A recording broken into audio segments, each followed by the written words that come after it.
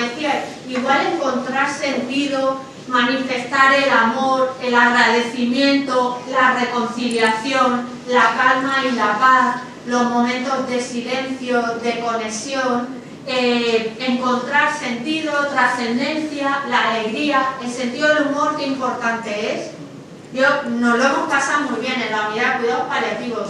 Hemos tenido un montón de situaciones súper simpáticas, con todo el respeto, pero trabajando con los pacientes y familiares, que une un montón. El sentido del humor es de las mejores medicinas. Entonces estas también podemos fomentarlas, hacerlas también intensas, duraderas y frecuentes, y nos ayuda en la resiliencia. Bueno, si os parece, vamos a dar paso a otro temita, que es el duelo. Entonces, el duelo, todos hemos pasado por situaciones de pérdidas, a lo mejor no de un ser querido, pero sí de desplazarme, de perder igual una mascota, de perder un trabajo, de perder una amistad, de perder oportunidades, de una separación, de un divorcio. Entonces, el duelo es ese proceso que necesitamos los seres humanos para recomponernos después de una pérdida. Es un proceso único, necesario, cada uno lo hace a su ritmo. Lo de que es único, acordaros, pero no sé cómo está así, ¿no? Si no es para tanto, si era su perro o era un amigo. Validar lo que la otra persona siente, piensa, hace, tiene sentido para ella. Y lo hace por algo. A lo mejor puede ser adaptativo o no. Si no es adaptativo, ya podremos ver qué hacer. Pero en principio es acoger ahí lo que hay. Entonces, fijaros, para la mayoría, yo creo de todos, una pérdida significativa hace que genera un gran sufrimiento, pero es que hay un porcentaje de personas que puede ser que eso se complique y se haga crónico, y es lo que se llama duelo complicado. A mí no me gusta hablar, que igual habéis oído, duelo patológico. ¿Lo habéis oído alguna vez? No me gusta ese término porque el duelo es un proceso natural. Patologizar el dolor por una pérdida igual se ha patologizado o se ha cronificado por algo. Llevo 70 años viviendo con mi pareja, no tenemos hijos, era todo lo que tenía, eran mis manos. Muere mi marido, mi mujer, ¿cómo voy a estar? O sea, ¿cómo voy a estar? Poder validar cualquier cosa, entenderme, ¿no? Entonces hay un porcentaje, eso se ve entre un 10, 15, 20% de personas que puede ser que el duelo se complique.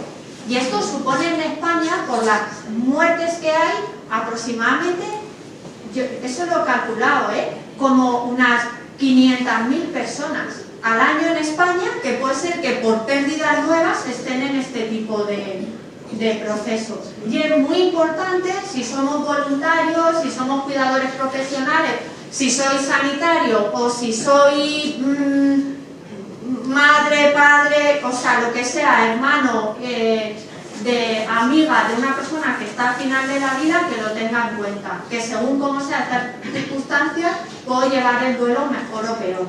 Entonces, ¿qué factores influyen en el duelo?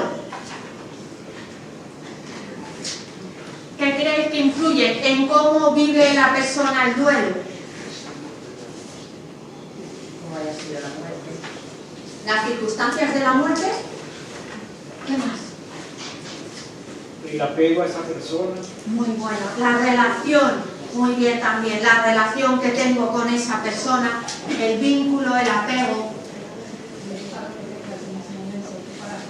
Para afrontar la situación. Y un poco más, además del estado, a lo mejor puede ser qué personalidad tengas. También te iba a otra cosa, de cómo te sientes cuando muere una persona, cómo lo vives, cómo fuiste tú con esa persona, Claro. Antes en el duelo, que lo hemos dicho rápido, está todo el tema de asuntos pendientes. Entonces, lo mejor, Janos Kasevsky, que es también otro experto, bueno, maravilloso en acompañar al final de la vida, él siempre dice, no esperes, no te esperes, que la muerte la tenemos aquí, pero no la del otro, es que igual es la tuya. No esperes a decir todo lo que quieres, a reconciliarte, a perdonar, a pedir perdón, a dar las gracias. No te esperes, hazlo ya. Pero es verdad que cuántas veces a lo mejor no me ha dado tiempo, ha muerto de repente, y eso vamos a ver que es un factor que puede complicar el duelo. Muy bueno. La personalidad y luego lo que tú decías antes, el apoyo que tenga, ¿no? ¿Qué apoyo tiene? Entonces, la personalidad, en qué estado se encuentra, las circunstancias del fallecimiento, qué relación se tiene con la persona y el apoyo familiar. Vale, pues aquí dos cositas solo. Os voy a poner dos cuadros. Esto es de Pilar Barreto y su equipo, un equipo de psicólogos y de psicólogas de Valencia. Tienen un artículo muy interesante que habla de cuáles son los factores protectores o factores de riesgo ante duelo complicado. Entonces, fijaros, con relación al doliente, la resiliencia, cómo se cuida, la espiritualidad, el tener un sentido, el aceptar que la muerte es parte de la vida, el poder haber estado allí, ¿no? La relación con el fallecido, el tener un apego seguro, haber participado en el cuidado. Con relación a la muerte, que sea una muerte prevista o anticipada, en general ayuda, más que sea una muerte repentina, súbita, ¿vale? El conocer el pronóstico de la enfermedad, saber, ¿no? Poder como prepararnos, poder ir adaptándonos a la pérdida. Y otros aspectos, ¿no? Pues tener buen apoyo social. Vamos con factores predictores, lo que dice la investigación que puede hacer que complique el duelo, para tenerlo en cuenta, ¿vale? Nosotros, eso, en una sesión que hubo sobre cuidados paliativos y duelo, lo hablamos de todo lo que podemos hacer los profesionales sanitarios, los cuidadores, los voluntarios, de poder detectar a personas que puede ser que el duelo se complique, para poder ayudar antes de tiempo, pedir ayuda, buscar recursos, ayuda psicológica, que no es que haya muchas, pero bueno, algo hay, ¿no? Vale, entonces fijaros, en factores, características personales, pues ni lo quiero pensar, que se muera un hijo, o no, o que, por ejemplo, ser un niño y que se me muera mi madre, o ser una persona mayor y que se me muera un nieto, ¿vale? El ser muy joven o más mayor es un factor de riesgo. Esto no quiere decir que necesariamente, porque ya os digo, la mayoría de las personas somos capaces de salir adelante. ¿Qué estrategias tengo de afrontamiento? El tener una enfermedad física o mental, eso hay que tenerlo en cuenta. Tengo una persona con esquizofrenia en la familia o una depresión, pues hay que cuidar especialmente a esas personas, ¿vale? Bueno, ¿qué más? Tener una relación ambivalente o muy dependiente. En mi madre, ella tiene 100 años y yo tengo 79 y hemos vivido toda la vida juntas. Yo he visto así, que no quería que, aunque estaba muriéndose, todavía, vamos, no había manera, ¿no? Y también es como natural, pero luego el duelo es posible que se complique. Que la muerte sea repentina, también una enfermedad muy larga que pueda llevar al agotamiento de la persona, una enfermedad sin control de síntomas, ver que ha muerto y que ha sufrido mucho, entonces culpas, ¿no? Culpas al sistema, que nos ha hecho todo, entonces te duele mucho y a veces eso son como imágenes, espero que no hayáis tenido la experiencia de que te vienen o no se ha hecho lo suficiente, se le detectó muy tarde, este tipo de cosas. No tener apoyo social, una pérdida inaceptable, imagínate que se te muere, no sé, pues un amigo y para ti es fundamental y igual el entorno no lo entiende. Y luego que haya pérdidas múltiples, ¡guau! Que haya crisis concurrentes, me estoy divorciando y se muere mi madre, ¿no? Cosas así que pueden estar pasando. Me acabo de trasladar de no sé qué, estoy pasando una situación mala o duelos previos no resueltos, ¿vale? O sea que, bueno, dejo ahí. Porque tú vas deteriorando, pero la vejez en sí no es una enfermedad.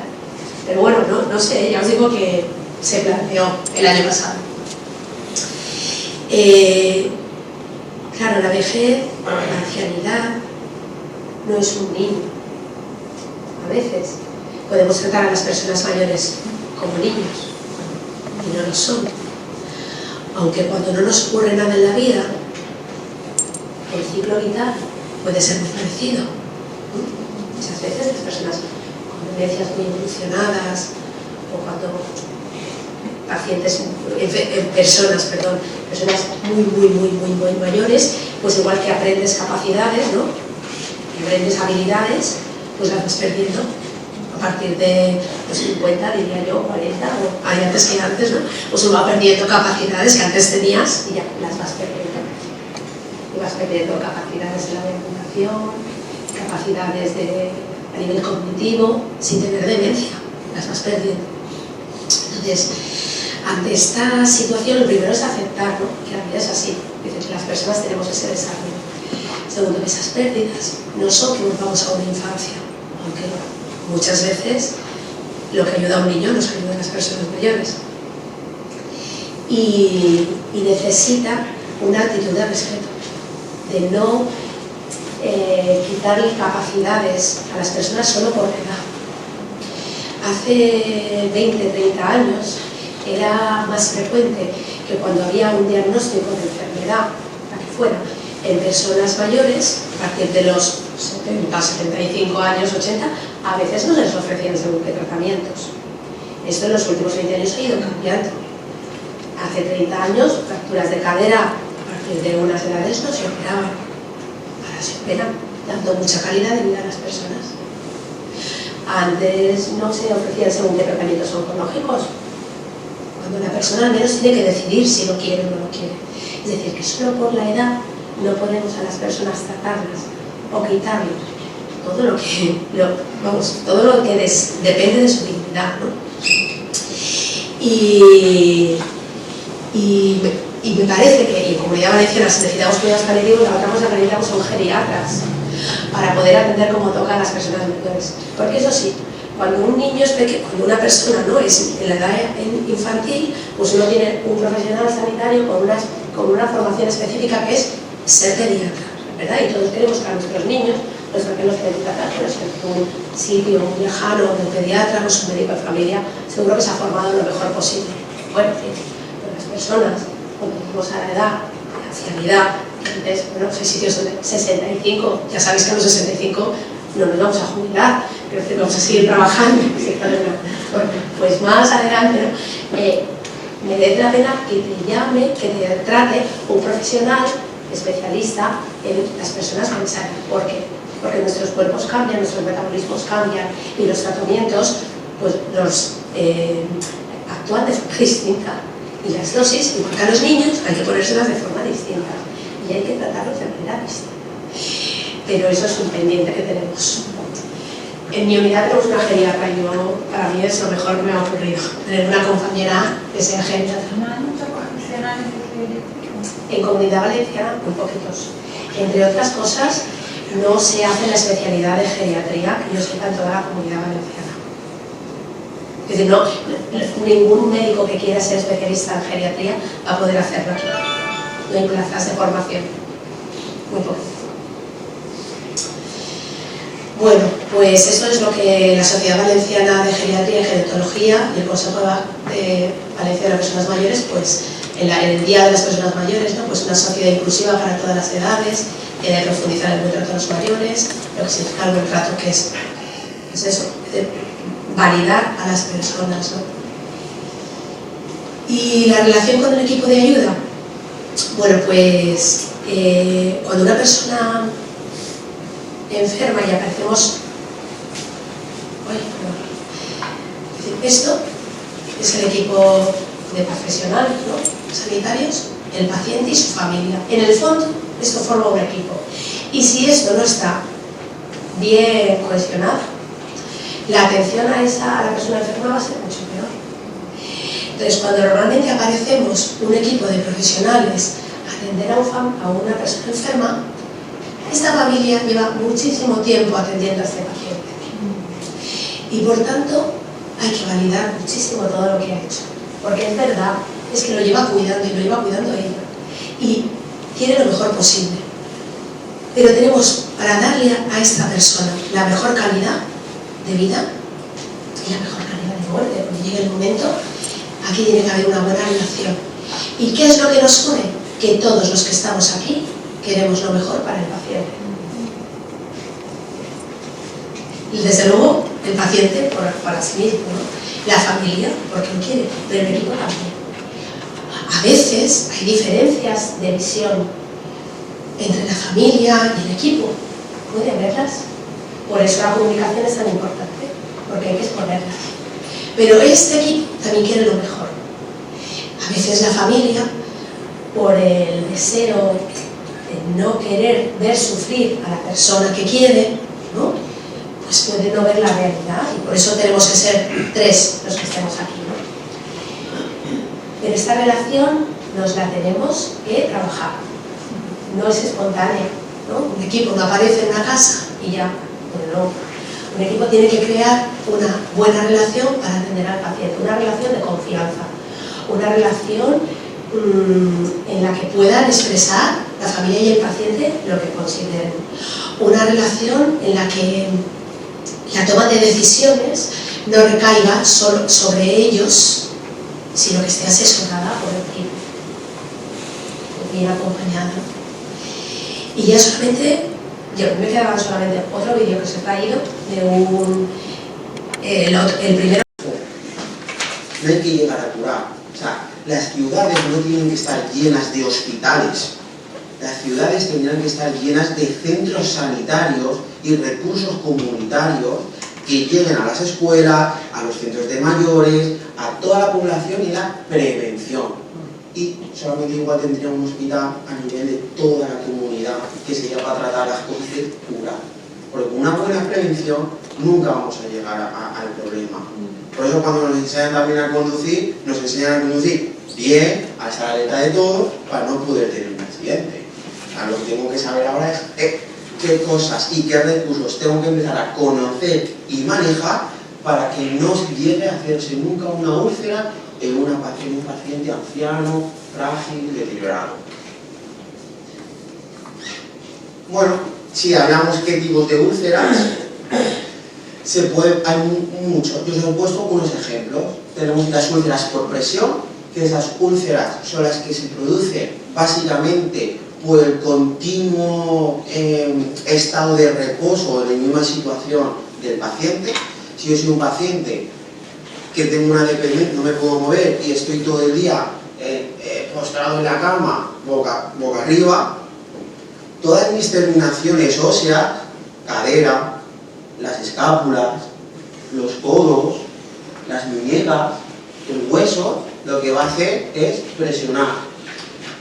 Al presionar la piel, si lo hacéis igual que vosotros, en vuestra mano, se hace blanco en un segundo se hace blanco. Pues si esto pasa mucho tiempo a lo largo del día, lo que va a hacer es que la sangre y el oxígeno no lleguen a esa piel y esa piel empieza a morirse. Y al morirse se hace la úlcera. Por lo tanto, ¿qué vamos a hacer con las úlceras que son por causa de presión? Evitar la presión, una prevención. ¿Alguna idea de cómo? Moviéndolo, colchones especiales, hidratación, muy buena. Bienvenida, que no te había visto. El aseo personal. El aseo, los cuidados continuos de la persona, ¿no? Esa higiene, ese suelo que no esté, esos cambios posturales para evitar esa presión, esos elementos de apoyo como son los colchones, el utilizarlos. Perfecto, tenéis aquí un buen conocimiento. Alimentación, ingerir líquidos. La alimentación. La alimentación va a influir en muchas de las lesiones, pero sí que es cierto que en cuanto tengan un paciente con una úlcera, ese nivel de nutrición va a ser fundamental. Bueno, venga, lo cuento. Hace 3 años, nada, es una tontería. Me hice una analítica, digo, voy a hacer una analítica y me pongo ahí, me la pidió el médico y dije, bueno, pero voy a modificármela y voy a pedirme más cosas, ¿no? Cosa que voy a hacer, pero bueno. Y había una cosa que ponía, índice de nutrición. ¿Por qué voy a pedir índice de nutrición? Eso es para ver cómo estoy bien desnutrido, ¿no? Porque estoy bien, ¿vale? Pues me dio que estaba desnutrido. Y digo, pero tú no ves a mí desnutrido. A ver, no, yo no estoy desnutrido. Claro, no quiere decir nada que esté bien alimentado con todos esos elementos, proteínas, sodio, potasio y mi nivel de nutrición, a mi estado físico. Entonces, tuve que cambiar la alimentación. Decir, ostras, es que realmente no le estoy dando los recursos y los nutrientes que necesita mi cuerpo. Y estaba desnutrido. Pues, si yo ahí pensaba que estaba desnutrido, como un paciente que está encamado o tiene una movilidad reducida, tendré que ver si está desnutrido para poder fomentar. Y entonces, ¿cuál va a ser las actuaciones? Habéis visto los batidos que se dicen vulgarmente, los suplementos nutricionales que se mandaban, llega una crisis, se dejan de recetar, solamente para pacientes oncológicos, el anciano ya no está, tienes que empezar a decir, vale, ¿cómo suplo esa nutrición? Pues al final lo que necesitamos en ese paciente que está encamado es aumentar esa ingesta de proteínas para que su deterioro del músculo se ralentice. ¿Qué cosas tienen proteínas?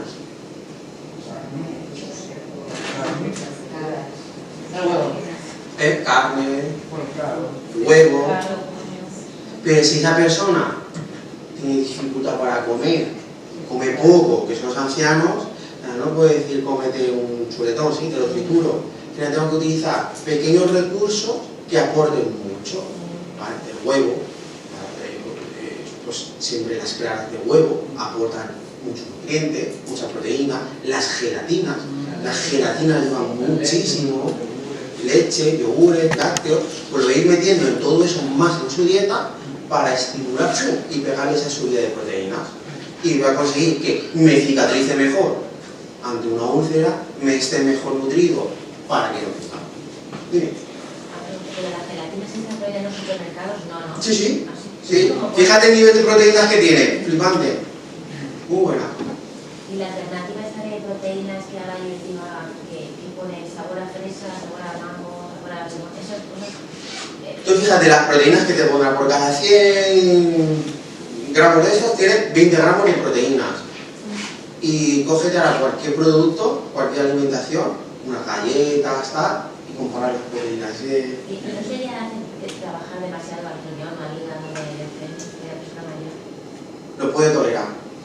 Perfectamente lo puede tolerar. Porque su gasto también es muy pequeño. Entonces, lo que yo voy a aportar, lo que nosotros siempre sabemos, ¿por qué engordamos? Porque nos metemos más calorías que las que gastamos. Es así, no hay ningún nutricionista que no sepa esto. Y nosotros nos podríamos ir a ahorrar ir a cualquier nutricionista. En cuanto le echemos más gasolina al cuerpo de qué tal, vamos a subir de peso.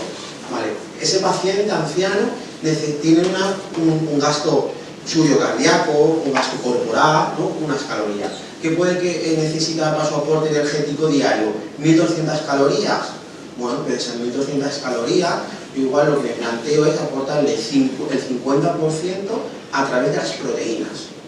Y el otro lo voy a producir a través de las grasas y de los hidratos de carbono.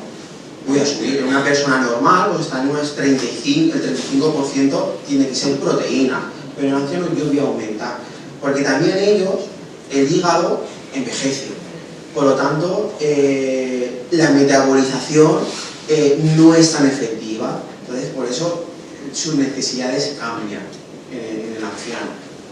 Y en la cuestión de la leche, literalmente les he escuchado yo que hay personas de cierta edad que ya no tiene que ir muchando lo que es el tema de la lactosa. Ahí es cuando ya tenemos un problema con una proteína, que de la lactosa en esa vez, pero cualquier persona se elimina. Pero hay productos más que la leche que aportan proteína, y eso es más importante. El mejor tratamiento va a ser la prevención, para poder actuar sobre ello, y lo trataremos a cada persona. Por lo tanto, no vamos a tratar a la persona y no solo a la úlcera. Claro de hoy, todo, a la persona en su ser. ¿Vale? Para poder controlar ese dolor, esos miedos, a la familia. Vamos a vigilar a diario el estado de la piel y comunicar cualquier deterioro para rápidamente actuar, no llegar al caso de como cuando llegó esta que soy presentado en el estadio 4, ¿no? Ahí no puedo llegar antes de todo esto. Cada úlcera de cada persona va a ser diferente, se va a realizar un abordaje. Vosotros como voluntarios, no, es que a fulanita le sirvió esto, saberlo, sí, pero ahí ya. No es, con esa persona se va a hacer de alguna forma, ¿vale? O sea, el ir aportando información, lo que producimos es más desinformación que realmente información. Entonces, cada úlcera se va a tratar de una forma diferente. Que no saber que cuidar a un paciente dependiente es muy duro. El estado biológico social va a ser muy duro, no solamente muy físico, todo ello. Pues por eso os ha motivado esos cursos para daros esas herramientas a nivel individual para poder digerir todas esas situaciones y poder echar para adelante. Las úlceras posturales, lo que vamos a hacer es evitar esa zona donde el hueso se expone para liberar esa presión, lo que os he explicado, por lo tanto los colchones antiescalas.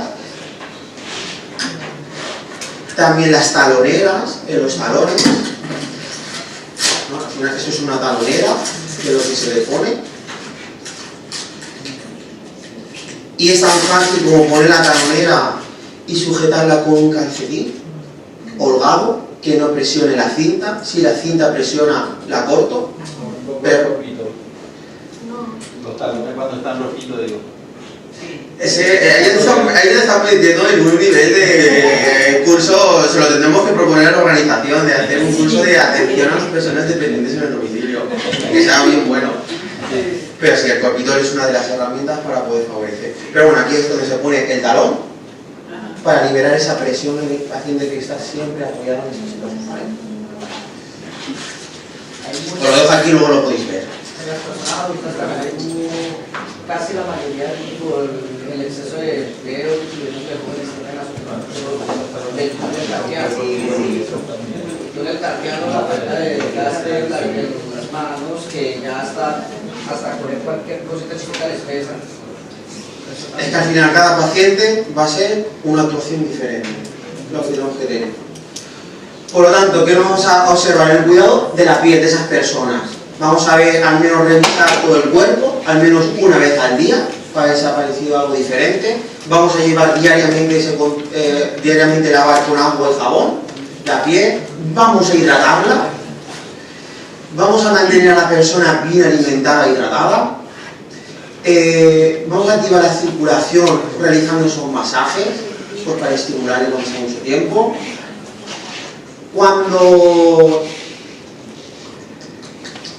hay una prominencia ósea tipo cadera o escápula, el masaje está contraindicado, ¿vale? O sea, si hay una, pues en el hombro, en el codo, ese masaje está contraindicado porque de hacer más masaje estás haciendo más presión, por lo tanto estás fomentando que salga una herida. Porque en esa situación no, las piernas tal, pero si hay muchos problemas en las escápulas, yo ahí no aplico un masaje. Vamos a evitar las arrugas en la cama, en las sábanas, esas arrugas son también las que producen herida. Y bueno, cuando hay una incontinencia urinaria, pues usaremos esos pañales desechables y esos cambios con frecuencia. ¿Cómo vamos a favorecer la movilización de la persona mayor?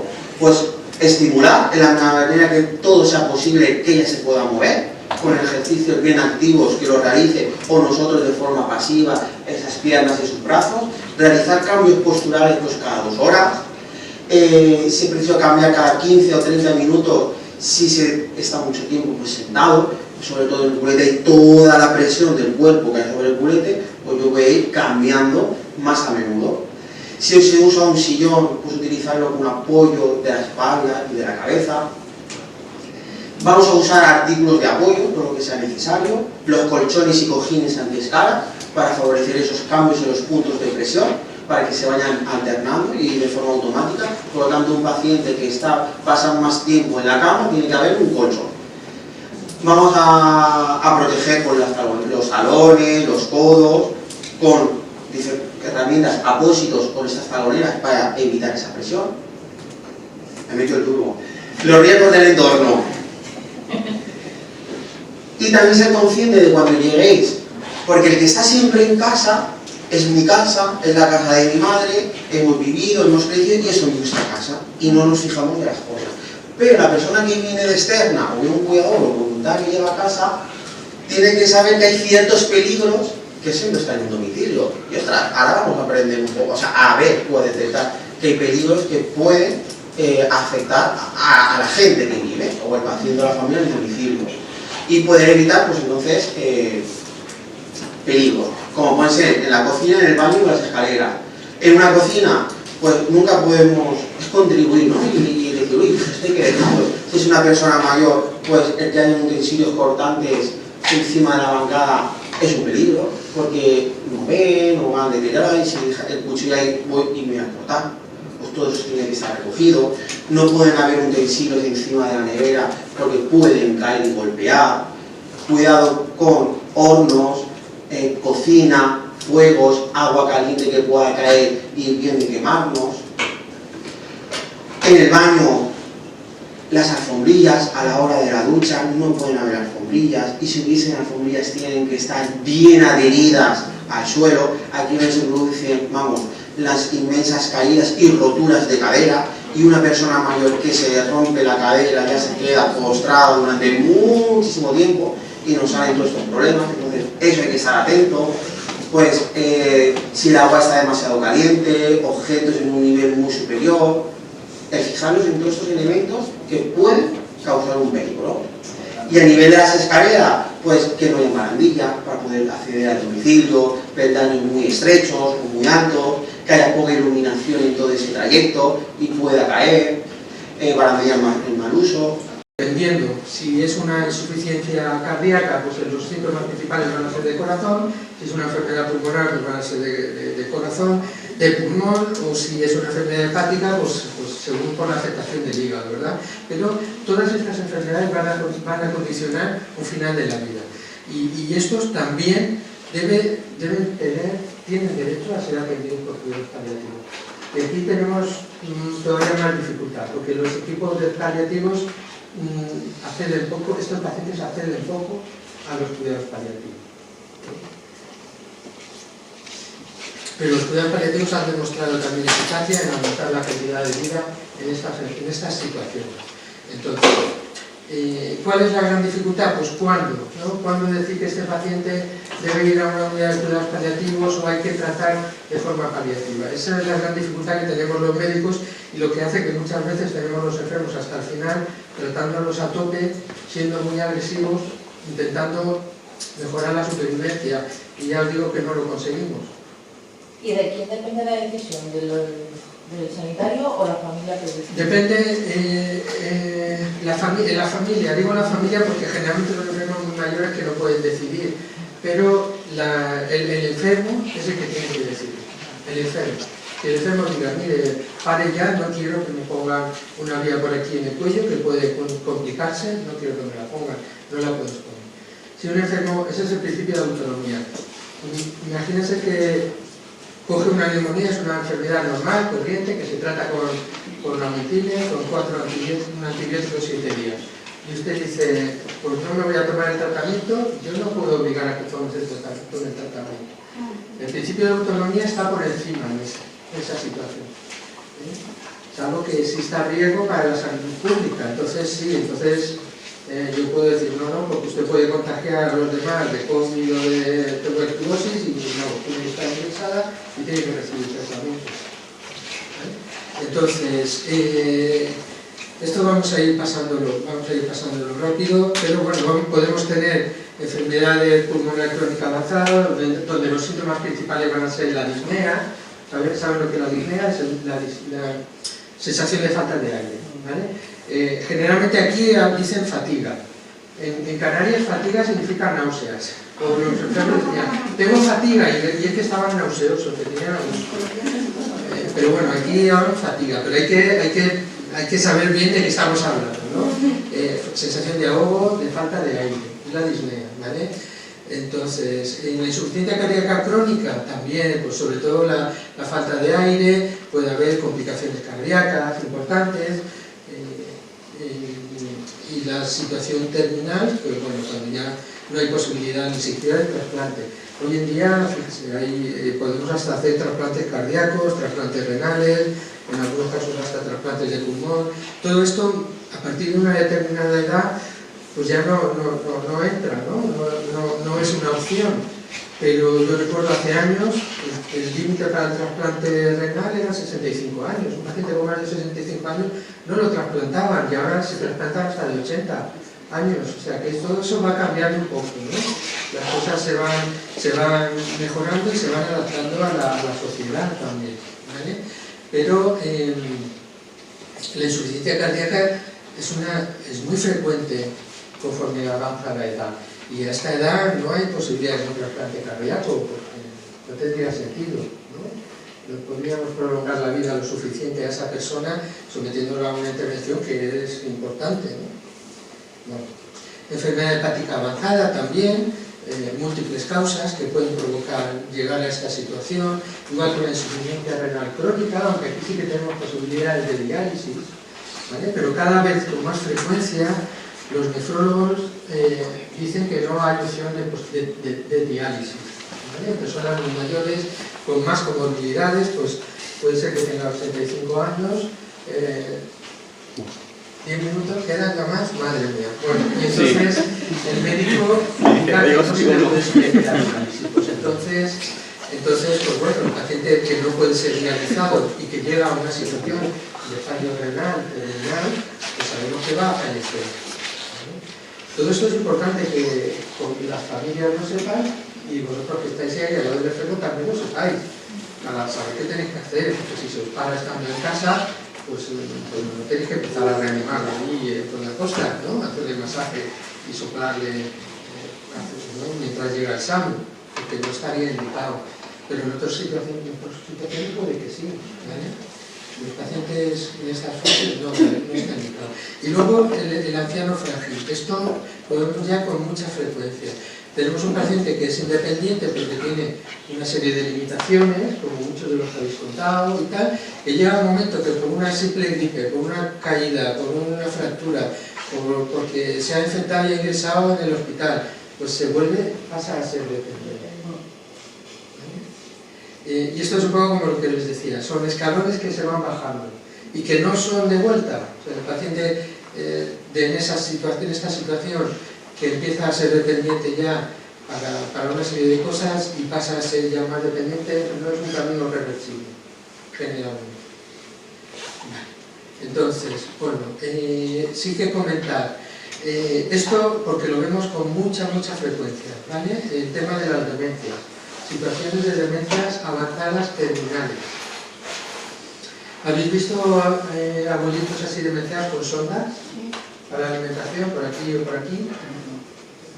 ¿Y qué experiencia tenéis con eso? ¿Se la arranca? ¿Les duele? ¿Qué? ¿Sí? Se la retiran. El retiro es muy traumático para salir nuevamente. Es traumático, tiene complicaciones, porque les provoca también neumonías y no son nada confortables para el enfermo, ¿vale? Entonces, es correcto prolongar la vida de estos pacientes ya con demencia muy avanzada, bueno, pues aquí hay que individualizar y las familias aquí también tienen mucho que decir. ¿Por qué las familias? ¿Por qué las familias y no el enfermo? Claro, el enfermo demencial ya no puede tomar ninguna decisión. Entonces, tomar decisiones por otra persona, imaginaos, yo lo veo complicado. Si no sabemos bien cómo es que piensa esa persona, ¿no? ¿Qué deberíamos hacer? Pero bueno, en esto tenemos cada vez más evidencia. Y es que la demencia se va clasificando desde el 1 al 7, el 7 es el mayor grado, simplemente para que sepáis, GDS 7 o grado 7 de la demencia ya es el grado último.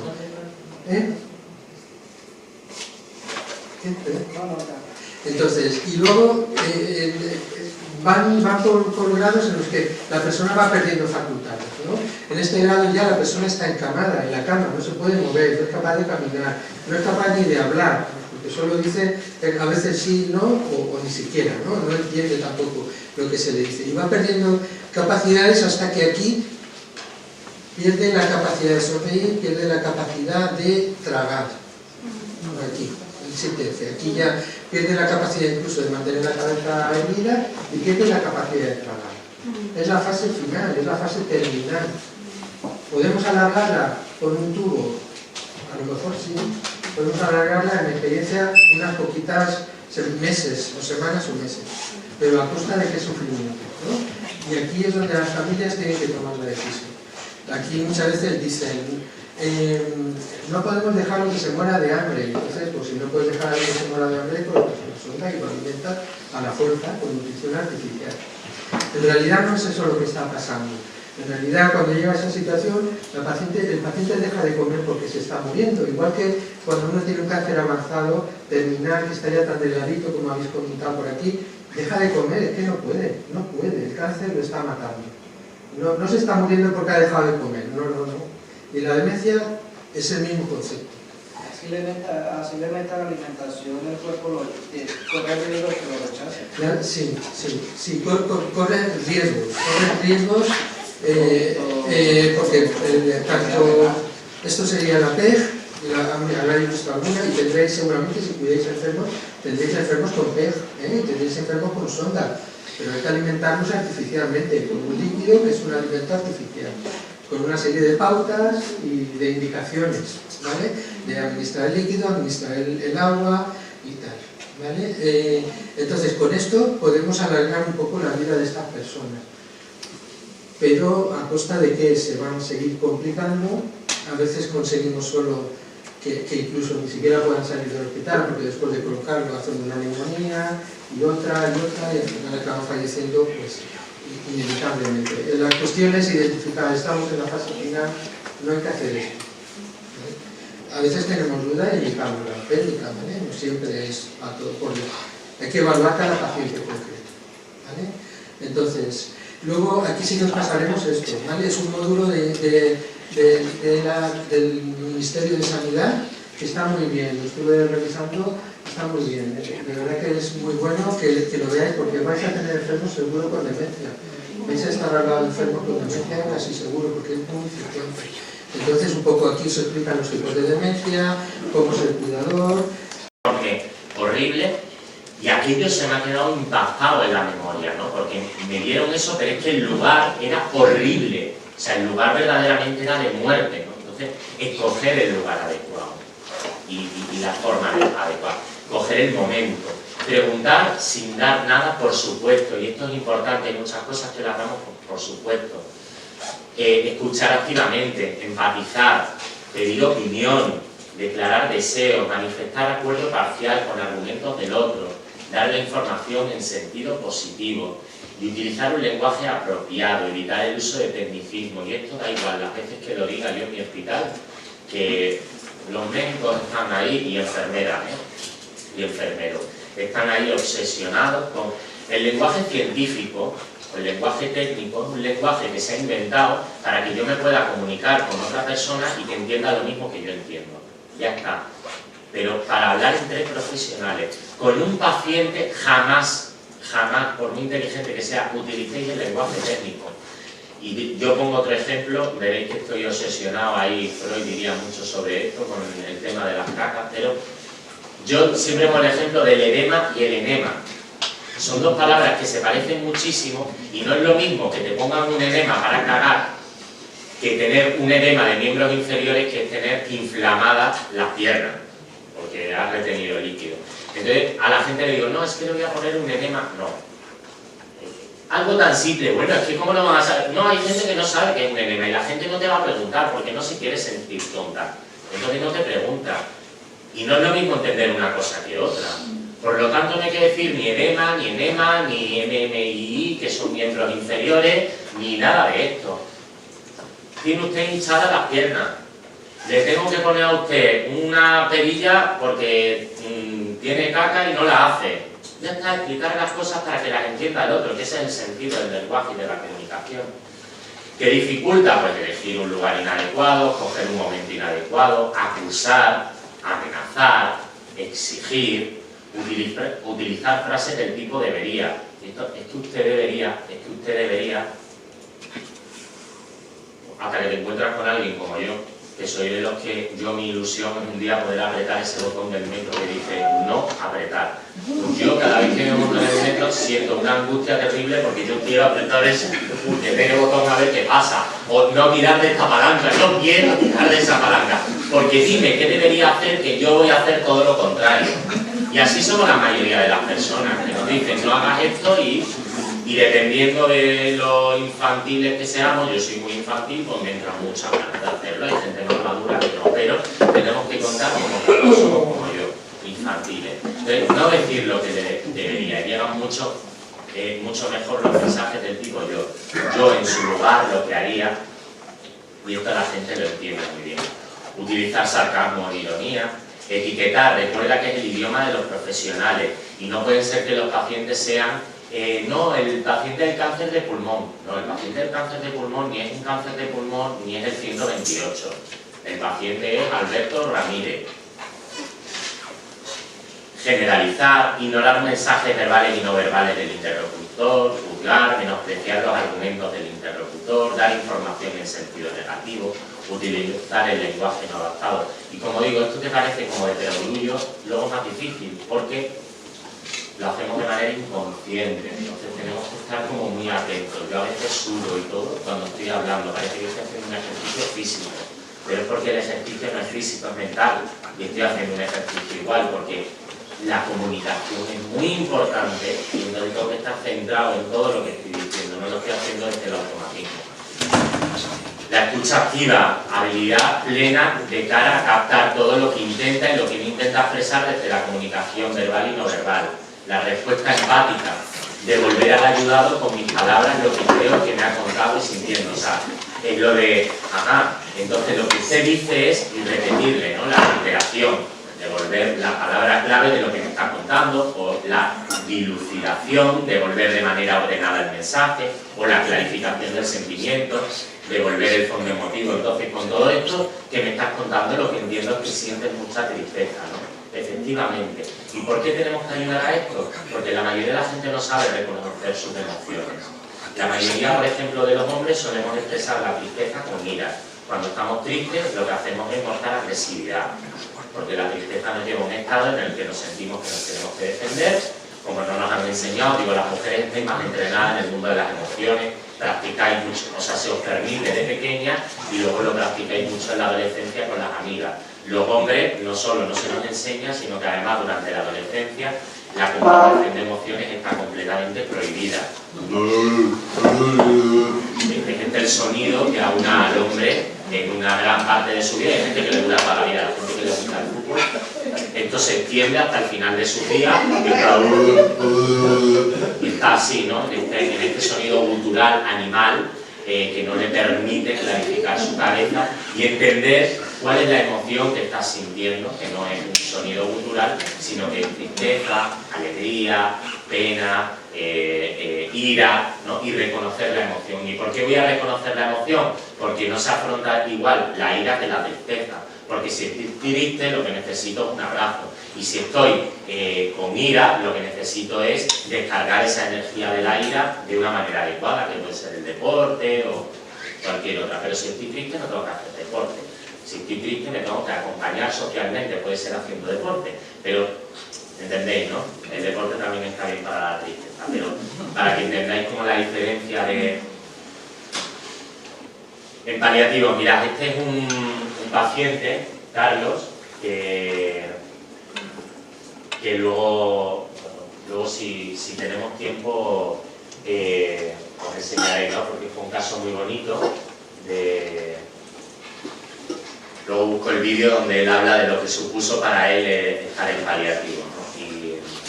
Y es una historia muy bonita. Y este, bueno, soy yo y estos son alumnos de la universidad que estuvieron haciendo, que luego la veremos, la terapia de la dignidad, la estuvieron haciendo con él.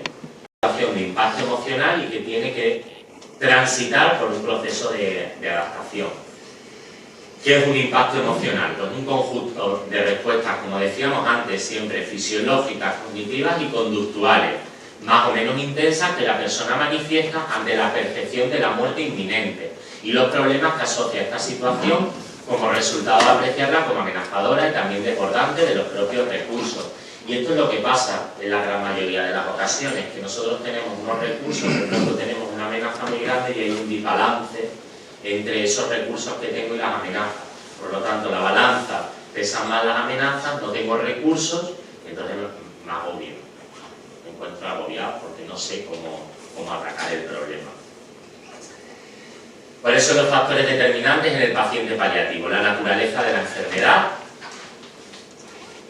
No es lo mismo tener un ELA que tener un cáncer, que tener un EPOC, que es una enfermedad pulmonar obstructiva, sin aire, que tener cualquier otra enfermedad.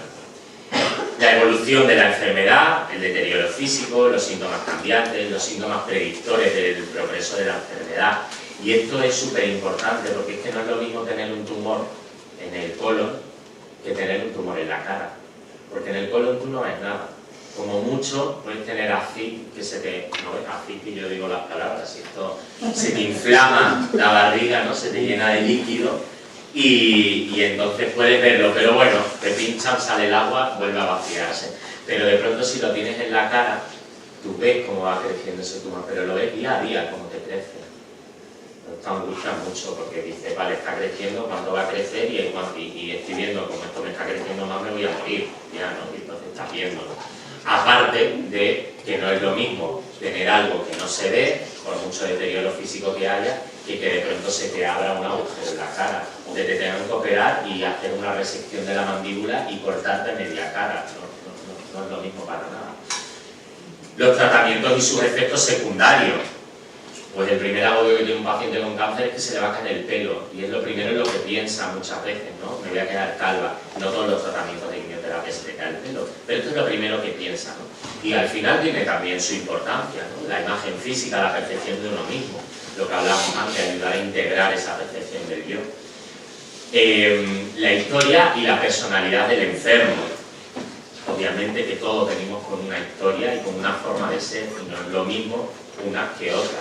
Y no es lo mismo ser rico que pobre, no es lo mismo vivir en Alicante que en Madrid, que en Barcelona, que en Cádiz. Está ahí un vídeo que digo que arte en el sur se tiene mucho arte, será porque yo soy del sur y lo veo así. Bueno, vosotros también sois sur, pero no lo mismo.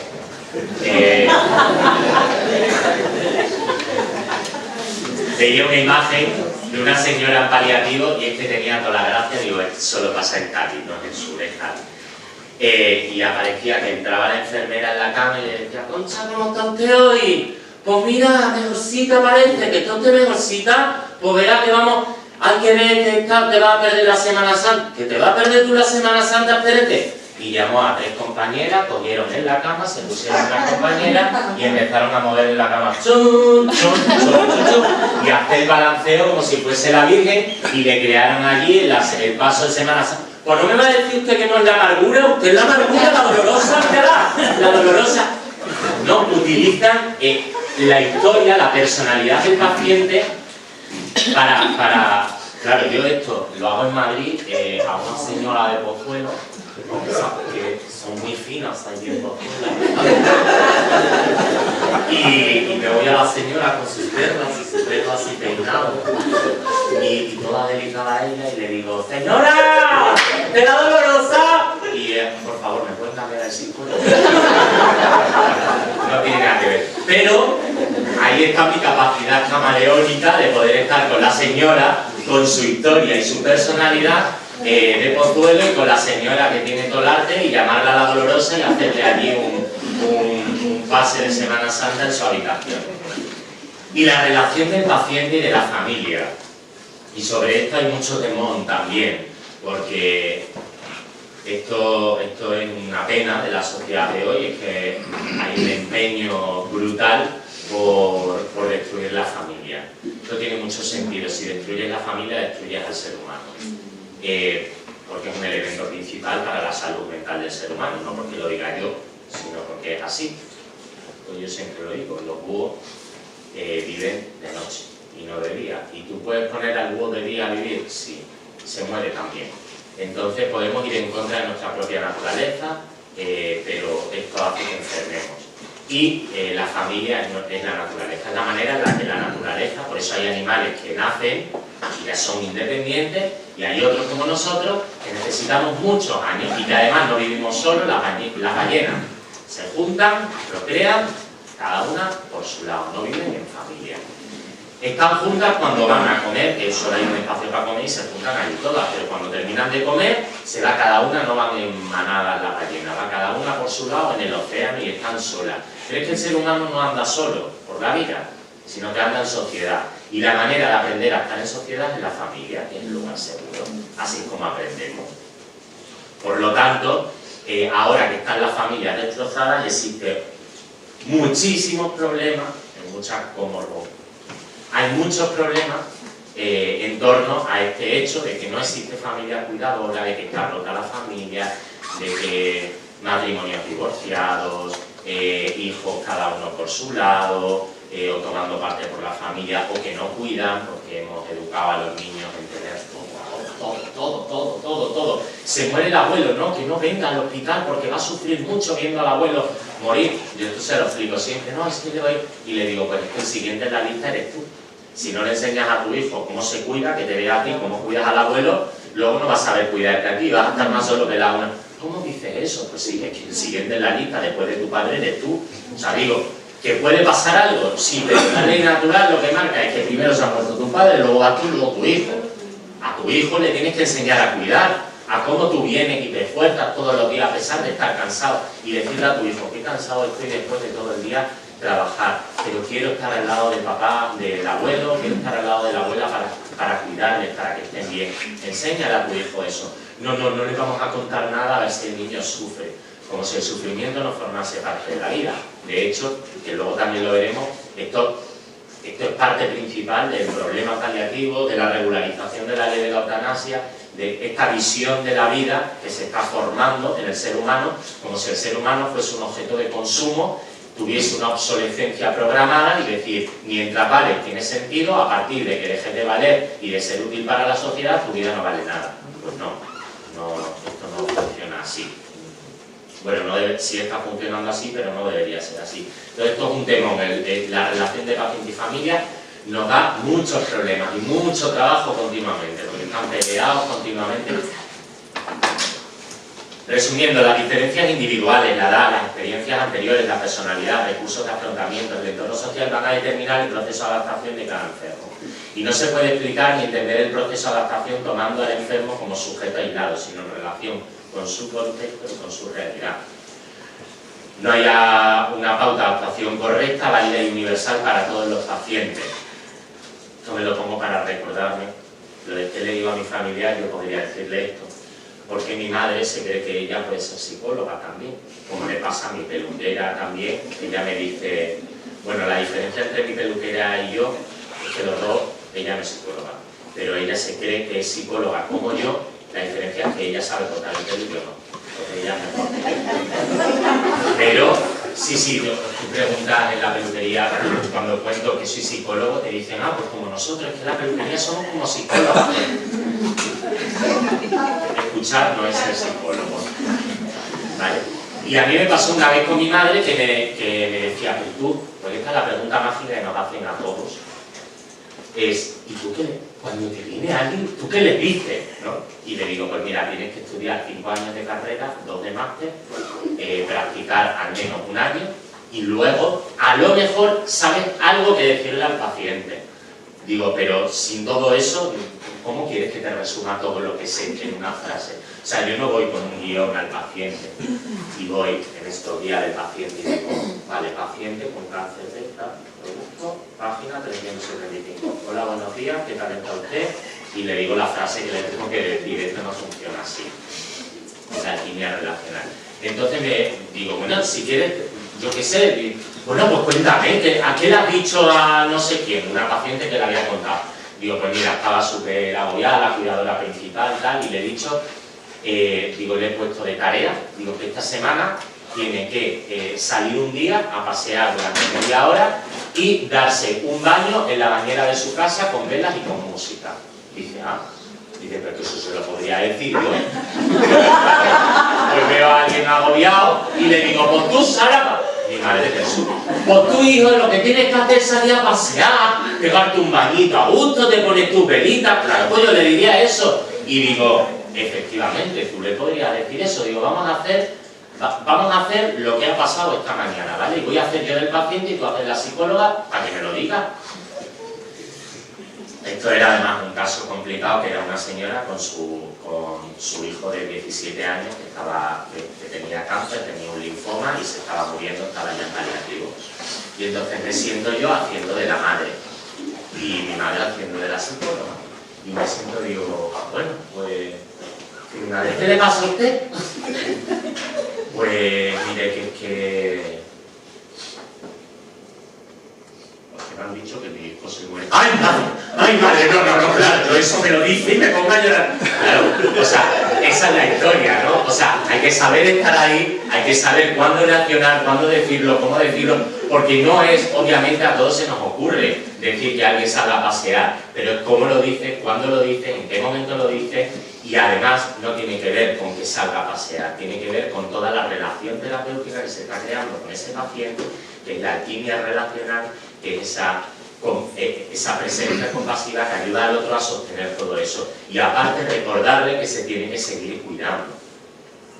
¿Vale? El cuidador principal se tiene que cuidar.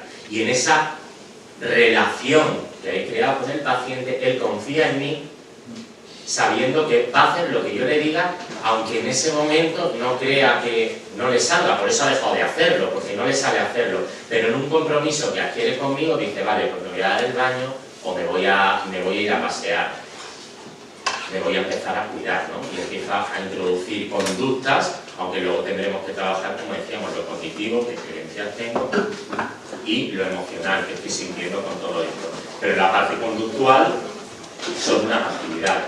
Entonces, no todo el mundo puede ponerse ahí a ser psicólogo y a... que me creo yo que porque escuche y porque le dé unos consejos a esa persona, ¿no? Hay que huir de los psicólogos que dan consejos. Bueno, en este caso sí, o sea, en sacar a alguien de esa inacción en la que se encuentra, sí es importante el a veces ordenarles, ¿no? Y decir, mira, vas a empezar, porque ellos no se sienten capaces, se sienten mal, ¿no? ¿Cómo me voy a ir a pegar un baño si mi hijo se está muriendo? ¿Cómo voy a disfrutar si mi hijo se está muriendo? Indicadores de vulnerabilidad, ¿cuándo tenemos que estar atentos? Cuando hay presencia de hijos desde pequeños, cuando hay ausencia de un cuidador principal en el paciente, cuando el rol del familiar es de alta responsabilidad, ¿no? Cuando, bueno, pues, hace poco me ha pasado una compañera de trabajo, su tía, iban su tío y su tía en el coche con sus 6 hijos. Era un coche grande. Y sí, esta furgoneta cuando tienes tantos hijos.